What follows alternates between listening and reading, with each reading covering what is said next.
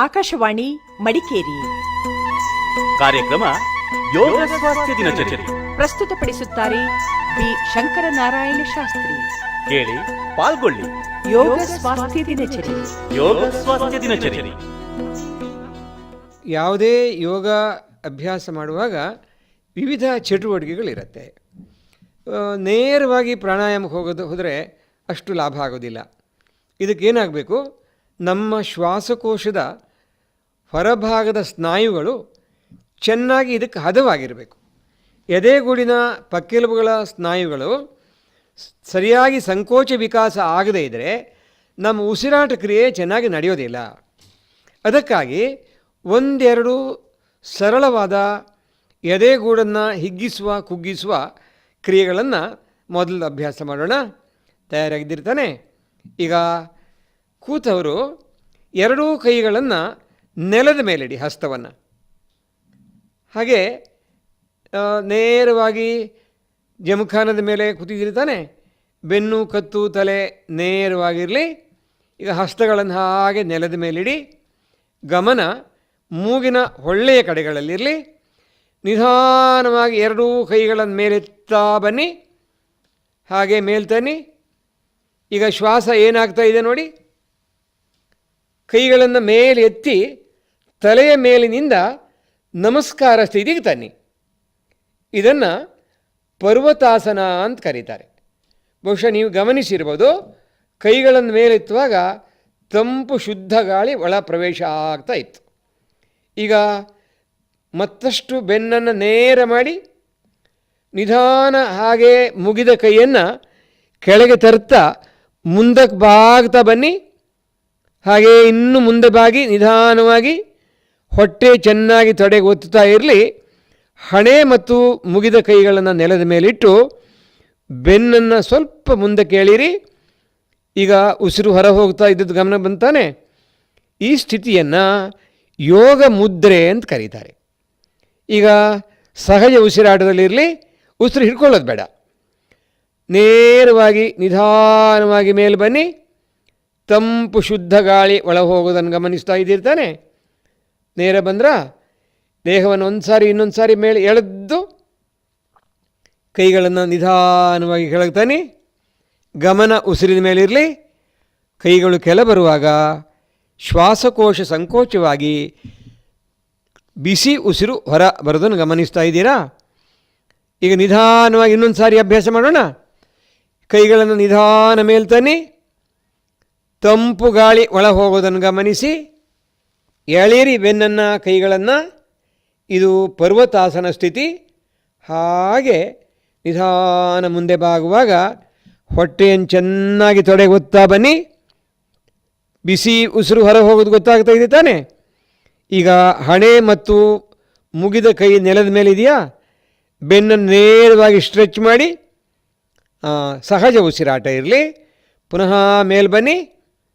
ಹಾಗೆ ತಂಪು ಗಾಳಿ ಒಳ ಹೋಗೋದನ್ನು ಗಮನಿಸ್ತಾ ಮೇಲಕ್ಕೆ ಬನ್ನಿ. ಕೈ ಮುಗಿದಿದೆ ತಾನೆ. ಇದು ಪುನಃ ಪರ್ವತಾಸನ. ನಿಧಾನ ಕೈ ಕೆಳ ತರುವಾಗ ಶ್ವಾಸಕೋಶ ಸಂಕೋಚವಾಗಿ ಬಿಸಿ ಉಸಿರು ಹೊರ ಹೋಗೋದನ್ನು ಗಮನಿಸಿ. ಒಂದು 10 ಸಾರಿ 5 ಸಾರಿ ಆದರೂ ಇದನ್ನು ಅಭ್ಯಾಸ ಮಾಡಿದಾಗ ಉಸಿರಾಟ ಸರಾಗವಾಗಿ ನಡೆಯುತ್ತೆ. ಇದು ಪ್ರಾಣಾಯಾಮ ಪರಿಣಾಮಕಾರಿ ಆಗೋದಕ್ಕೆ ನಾವು ಎದೆಗೂಡನ್ನು ಸಿದ್ಧ ಮಾಡ್ತಾ ಇದ್ದೀವಿ. ಈಗ ನಿನ್ನೆ ಮೊನ್ನೆ ಮಾಡಿದಂಥ ನಿಶ್ವಸನ ಕ್ರಿಯೆಗಳು ನೆನಪಿದೆ ತಾನೆ. ಮೊನ್ನೆ ನಾವು ಅಭ್ಯಾಸ ಮಾಡಿರೋದು ಏನು ಹೇಳಿ, ಅದು ನೆನಪಾಗ್ತಾ ಇದೆಯಾ? ಭಸ್ತ್ರಿಕಾ ಕ್ರಿಯೆ. ಅಂದರೆ ಕೈಗಳನ್ನು ಮೇಲಕ್ಕೆತ್ತಿ ಮುಷ್ಟಿ ಬಿಗಿದು ಬಲವಾಗಿ ಶ್ವಾಸ ಹೊರಗೆ ಹಾಕ್ತಾ ಕೆಳಗೆ ತರೋದು. ಒಂದು 30 ಸಾರಿ ಅಭ್ಯಾಸ ಮಾಡ್ತಾ ಇದ್ದೀರಲ್ಲ ನಿನ್ನೆ ಮೊನ್ನೆ. ಆಮೇಲೆ ಅಭ್ಯಾಸ ಮಾಡಿರೋದು ಮಂಡೂಕಾಸನ. ಒಂದು 5ರಿಂದ 10 ಸಾರಿ ಮಾಡಿದ್ದೀರ ನಿನ್ನೆ. ಆಮೇಲೆ ನಾವು ಮತ್ತೆ ಅಭ್ಯಾಸ ಮಾಡಿರೋದು ಯೋಗ ನಮಸ್ಕಾರ. ಇದೂ ಹಾಗೆ ಒಂದು 5ರಿಂದ 10 ಸಾರಿ ಅಭ್ಯಾಸ ಮಾಡ್ಬೋದು. ಸಮಯ ಅಭಾವ ಇದ್ದರೆ 5 ಸಾರಿ ಸಾಕು. ಮತ್ತೊಂದು ಕ್ರಿಯೆ ಯಾವುದು ಗೊತ್ತಾ? ನೆನಪು ಮಾಡ್ಕೊಳ್ಳಿ. ಬಾಯನ್ನು ದೊಡ್ಡದಾಗಿ ತೆರೆದು ಆದಿಮುದ್ರೆಯನ್ನು ತೊಡೆಯ ಕಿಬ್ಬೊಟ್ಟೆ ಮೇಲಿಟ್ಟು ಮೂಗು ಬಾಯಿಯಿಂದ ಬಿಸಿ ಉಸಿರನ್ನು ಹೊರಗೆ ಹಾಕ್ತಾ ಮೇಲೆ ಬರುವಾಗ ತಂಪು ಗಾಳಿ ಧಾರಾಕಾರವಾಗಿ ಒಳ ಹೋಗೋದನ್ನು ಗಮನಿಸ್ತಾ ಇದ್ದೀರಾ. ಇನ್ನು ಮುಂದಿನ ನಿಶ್ವಸನ ಕ್ರಿಯೆಗಳನ್ನು ಅಭ್ಯಾಸ ಮಾಡೋಣ. ಈ ಪ್ರಾಣಿಗಳು ಸಹ ಈ ಕೆಲಸ ಮಾಡದೇ ಇರೋದನ್ನು ನಾವು ಗಮನಿಸಿರ್ಬೋದು. ನಾಯಿ ಉಸಿರಾಡೋದು ನೀವು ಗಮನಿಸಿರ್ಬೋದು. ನಾಯಿ ಧಾರಾಳ ಕಲ್ಮಶ ಗಾಳಿಯನ್ನು ಹೊರಗೆ ಹಾಕೋದಕ್ಕೆ ಶ್ವಾನಶ್ವಸನ ಅಂತ ನಾಲಿಗೆಯನ್ನು ಹೊರಗೆ ಹಾಕ್ಕೊಂಡು ಬುಸು ಬುಸು ಅಂದ್ಕೊಂಡು ಉಸಿರು ಹೊರಗೆ ಹಾಕ್ತಾ ಇರತ್ತೆ. ನಾವೊಂದು ಸಾರಿ ಅದನ್ನು ಅಭ್ಯಾಸ ಮಾಡೋಣ. ನೇರವಾಗಿ ಕೂತ್ಕೊಳ್ಳಿ ಅಥವಾ 45 ಡಿಗ್ರಿಯಷ್ಟು ಮುಂದಕ್ಕೆ ಬಾಗಿ. ಈಗ ಬಾಯನ್ನು ದೊಡ್ಡದಾಗಿ ತೆರೆದು ನಾಲಿಗೆಯನ್ನು ಪೂರ್ತಿ ಹೊರಗೆ ಹಾಕಿ ನಾನು ತೋರಿಸ್ತೀನಿ ನೋಡಿ. ಈ ಥರ ಶಬ್ದ ಮಾಡ್ತಾ ಒಂದು 10 ಸಾರಿ ಶ್ವಾಸ ಹೊರಗೆ ಹಾಕಿ.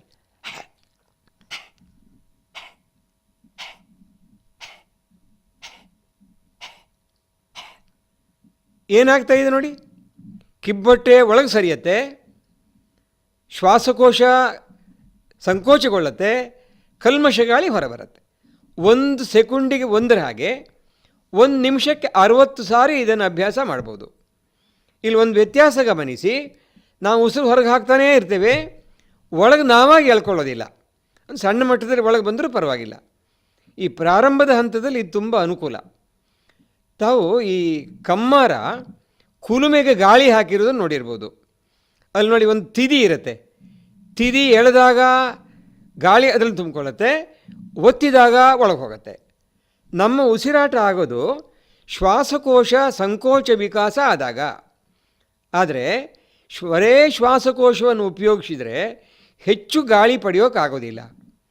ಕಮ್ಮಾರ ತಿದಿಯನ್ನು ಉಪಯೋಗಿಸಿದ ಹಾಗೆ ಉದರ ಭಾಗವನ್ನು ನಾವು ಉಪಯೋಗಿಸಿಕೊಂಡು ಶ್ವಾಸಕೋಶದಲ್ಲಿ ತುಂಬಿದ ಕಲ್ಮಶ ಗಾಳಿಯನ್ನು ಹೊರ ಹಾಕೋ ಪ್ರಯತ್ನ ಮಾಡಬೇಕು.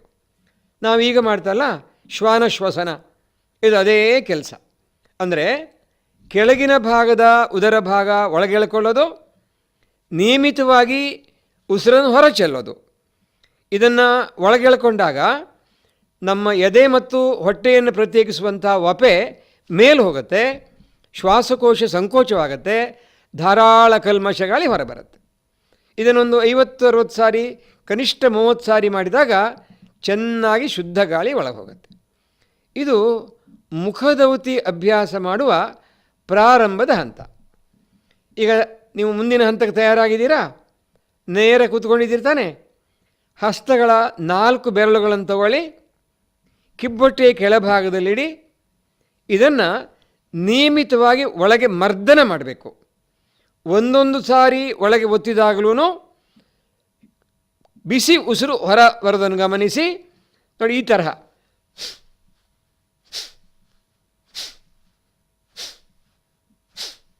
ಕಿಬ್ಬೊಟ್ಟೆ ಒತ್ತಾ ಇರ್ತೇವೆ, ಶ್ವಾಸಕೋಶ ಸಂಕೋಚ ಆಗ್ತಾ ಇರುತ್ತೆ, ಬಿಸಿ ಉಸಿರು ಹೊರ ಬರ್ತಾ ಇರುತ್ತೆ. ಒಂದು 20 ಸಾರಿ ಮಾಡಿದರೆ ಸಾಕು. ಮೊದಲಿಗೆ ಶ್ವಾನಶ್ವಸನ ಒಂದು 20-30 ಸಾರಿ, ಆಮೇಲೆ ಬೆರಳುಗಳಿಂದ ಕಿಬ್ಬೊಟ್ಟೆಯನ್ನು ಒತ್ತುತ್ತಾ ಕಲ್ಮಶ ಉಸಿರು ಹೊರಗೆ ಹಾಕೋದು. ಈಗ ನಮ್ಮ ಉದರ ಭಾಗ ಅನ್ನೋದು ಸಾಕಷ್ಟು ಶಿಥಿಲವಾಗಿದೆ. ಮುಂದಿನ ಅಭ್ಯಾಸ ಕಪಾಲಭಾತಿ. ನಾಳೆಗೆ ಇದನ್ನು ನಾವು ಮುಂದುವರಿಸೋಣ. ಇದುವರೆಗೆ ಯೋಗ ಸ್ವಾಸ್ಥ್ಯ ದಿನಚರಿ ಕಾರ್ಯಕ್ರಮ ಕೇಳಿದಿರಿ. ಪ್ರಸ್ತುತಪಡಿಸಿದವರು ಯೋಗ ಗುರುಗಳಾದ ಬಿ ಶಂಕರನಾರಾಯಣ ಶಾಸ್ತ್ರಿ. ಸಂಕಲನ ಪಂಕಜ್ ಕುಡ್ತರ್ಕರ್. ಕಾರ್ಯಕ್ರಮ ನಿರ್ಮಾಣ ಎಚ್ ಶ್ರೀನಿವಾಸ್. ಈ ಕಾರ್ಯಕ್ರಮ ಮಡಿಕೇರಿ ಆಕಾಶವಾಣಿ ಕೇಂದ್ರದಿಂದ ಪ್ರಸಾರವಾಯಿತು.